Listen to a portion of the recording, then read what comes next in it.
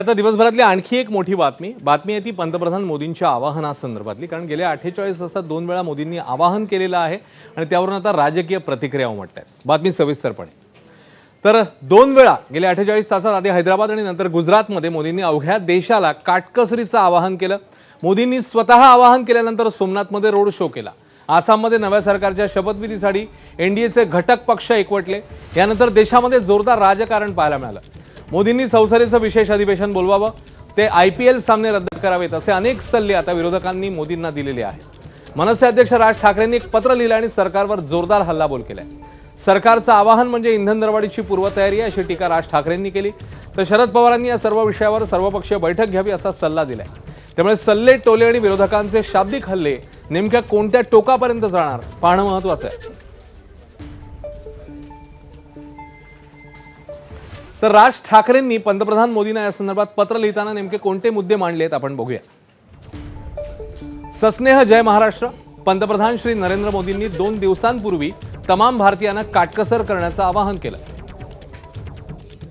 स्वतः पंतप्रधान आणि त्यांचे सगळे सहकारी देशभर काही शे गाड्यांचा ताफा घेऊन मिरवणुका काढतायत। स्वतःवर फुलं उधळून घेतायत। त्यांचं काय करणार आहात आपण? आमच्याकडून चूक झाली त्याबद्दल दिलगिरी व्यक्त करून यापुढे माझ्या सकट कुणीही काही असं करणार नाही असं सांगणार आहात का, असा प्रश्न या पत्रामध्ये राज ठाकरेंनी विचारलाय। चुका तुमच्या आणि त्याचा भुर्दंड जनतेला का? आता पंतप्रधान 15 मे पासून परदेश दौऱ्यावर निघालेत। दौरे तुम्ही थांबवा, मग आवाहन करा। आवाहनाची कृती स्वतः पंतप्रधान करतील का आणि त्यांच्या पक्षाच्या लोकांकडून करून घेतील का, असा प्रश्नही राज ठाकरेंनी विचारलाय। येत्या काळात सरकारला पेट्रोल डिझेलचे भाव दणदणीत वाढवायचे असणार, त्याचीही पूर्वतयारी सुरू आहे। इंधनाचे भाव वाढले की लोक आपोआप न परवडल्यामुळे वापर कमी करणार। पंतप्रधानांनी स्वतःच्या पक्षापासून काटकसर सुरू करावी आणि सगळं कसं निस्तरणार हे देशाला सांगावं, असं म्हटलं राज ठाकरेंनी।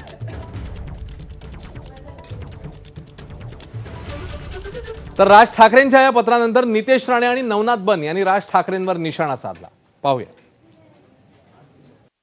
कदाचित घरात बसून अर्थतज्ञांचा सल्ला समजत नसेल आणि म्हणून ज्या आदरणीय नरेंद्र मोदी साहेबांनी गुजरातचं नेतृत्व केलं मुख्यमंत्री म्हणून, देशाचं नेतृत्व वारंवार करतायत। देशाचे नागरिकांनी त्यांना 3दा पंतप्रधान होण्याची संधी दिलेली आहे।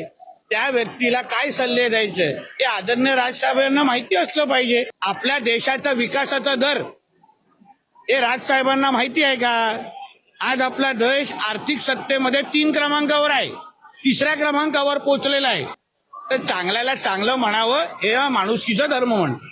पंतप्रधान नरेंद्र मोदीजींनी देशातील जनतेला काटकसरीचं आव्हान केल्यानंतर लगेच राज ठाकरे यांच्या पोटामध्ये दुखायला लागलं।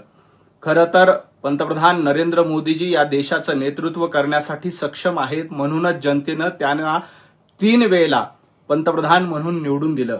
राज ठाकरे यांनी पंतप्रधान नरेंद्र मोदीजींना सल्ला देण्याच्या ऐवजी आपल्या पक्षाच्या बाबतीत आपल्या पक्षाच्या ध्येय धोरणासाठी आणि पक्षवाढीसाठी एवढं मोठं ट्विट लिहिलं असतं तर त्याचा जास्त फायदा झाला असता। परंतु राज ठाकरे आपल्या पक्षाची झालेली वाताहत बघायला तयार नाहीत, फक्त पंतप्रधान नरेंद्र मोदीजींना सल्ले देत आहेत।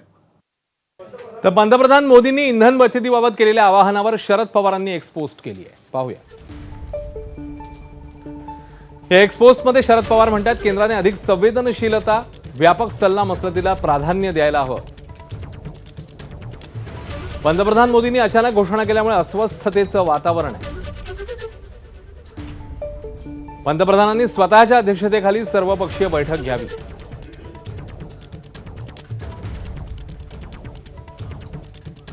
अशी एक पोस्ट केली आहे शरद पवारांनी आणि या संदर्भात आवाहन केलं। तर युगेंद्र पवारांनी मोदींच्या आवाहनासंदर्भात नेमकं काय म्हटलं, काय प्रतिक्रिया दिली तीही बघूया। ते त्यांनी एक पंतप्रधान म्हणून किंवा एका वडीलधारी व्यक्ती म्हणून त्यांनी ते आपल्याला सांगितलं असेल, पण बघू आता इथून पुढं काय होतंय त्याच्यावर। अजून त्यांच्याकडून अजून काही सूचना किंवा स्टेटमेंट आले, आपलं काम आहे की आपण त्यांचं ऐकलं पाहिजे। पंतप्रधान हे कुठल्याही एका पक्षाचे नसतात, पण ते आपल्या देशाचे असतात। आपण त्यांना तिथं निवडून दिलेला आहे. भारताच्या जनतेने त्यांना तिथं पाठवलंय. त्याच्यामुळे जेव्हा ते एखादं आव्हान करतात आपल्याला, ते आपल्या हिताचाच ते विचार करून ते तसं आव्हान करत असतात.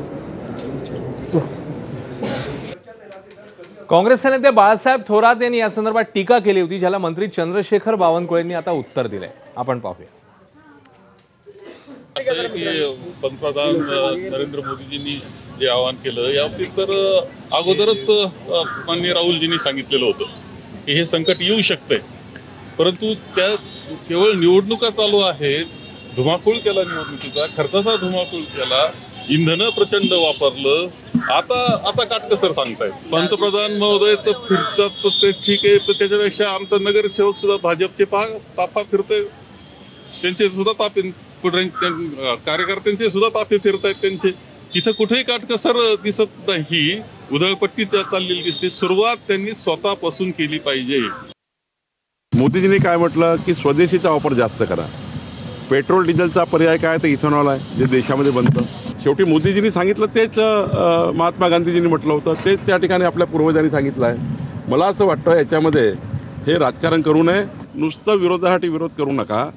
मोदीचा सल्ला किंवा मोदींची सूचना किंवा जे काही निवेदन त्यांनी केलं आहे किंवा त्यांनी आवाहन केलं आहे, त्या आव्हानाला पॉझिटिव्ह घ्या. एकीकडे पंतप्रधान मोदी जनतेला काटकसरीचं आवाहन करतायत, त्याचवेळी त्यांच्याच पक्षातले काही उत्साही नेते पंतप्रधानांच्या आवाहनाला अक्षरशः हरताळ भासतायत.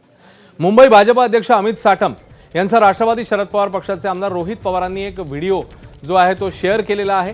नालेसफाईची पाहणी करण्यासाठी गेलेल्या अमित साटमांसोबत त्यांच्या ताफ्यात तब्बल 25 गाड्या होत्या.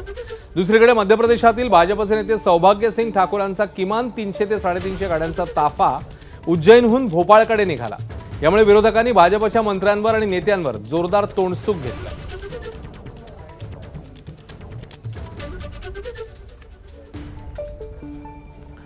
दुसरीकडे मोदींच्या आवाहनाला प्रतिसाद म्हणून राज्य सरकारने काही महत्त्वाचे निर्णय घेतलेत. आता राज्यातल्या मंत्र्यांना सरकारी विमानाचा वापर करण्याकरता मुख्यमंत्री फडणवीसांची मंजुरी घ्यावी लागेल.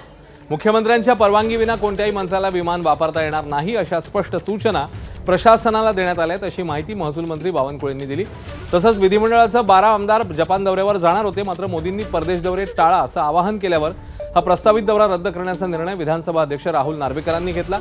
जपानच्या 2 गव्हर्नरकडून आलेल्या भेटीच्या निमंत्रणानंतर हे 12 आमदारांचं शिष्टमंडळ जपानला जाणार होतं, मात्र आता हा निर्णय घेण्यात आला.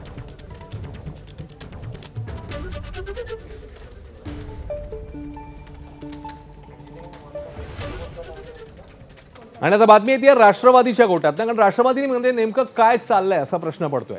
याचं कारण एक कार्यकारिणीची यादी समोर आली आणि पुन्हा एकदा राष्ट्रवादीमध्ये मग बेबनाव आहे.